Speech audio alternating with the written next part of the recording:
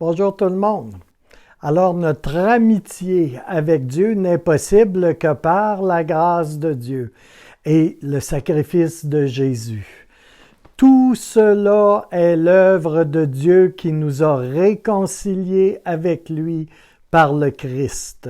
2 Corinthiens 5, 18. Un très vieux cantique proclame « Quel ami fidèle et tendre nous avons en Jésus-Christ ». Mais en vérité, Dieu nous invite à jouir de l'amitié et de la communion des trois personnes de la Trinité, notre Père, le Fils et le Saint-Esprit. 1 Jean 1, 43, 1 Corinthiens 1, 9, 2 Corinthiens 14, 14.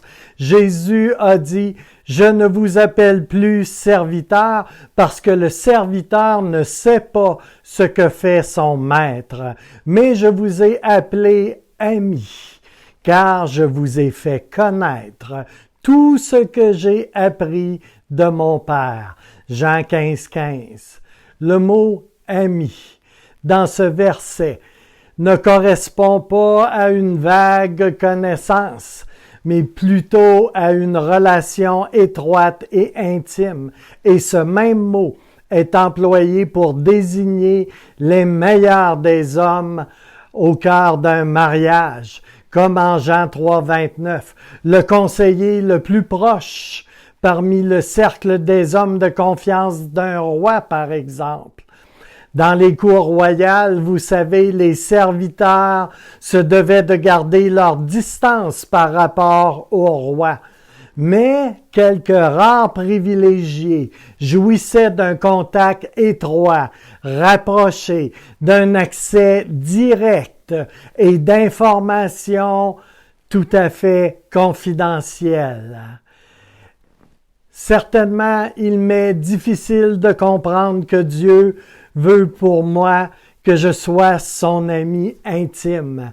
Mais la Bible, qui est la parole de Dieu, me garantit ceci. C'est un Dieu qui désire passionnément entretenir des relations avec toi, avec moi. Exode 34, 14 dans la version littérale est très clair. Et l'Éternel aspire de tout son cœur pour que nous le connaissions intimement.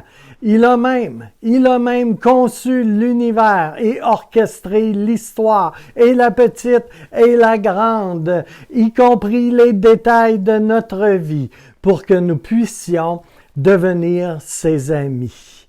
Allez lire Actes, chapitre 17, versets 26 et 27. Connaître et aimer le Seigneur est notre plus grand privilège, et être connu et aimer est le plaisir suprême de Dieu. On peut lire dans les Écritures, si quelqu'un veut se vanter, eh bien qu'il se vante plutôt d'être capable de me connaître. Et un peu plus loin, ce sont de tels gens qui me plaisent. On voit ça en Jérémie 9, 23.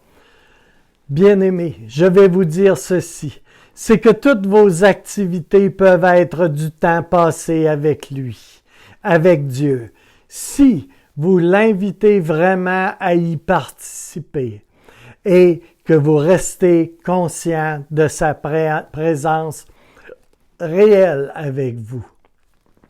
Pensez-y aujourd'hui et soyez bénis, abondamment et richement bénis.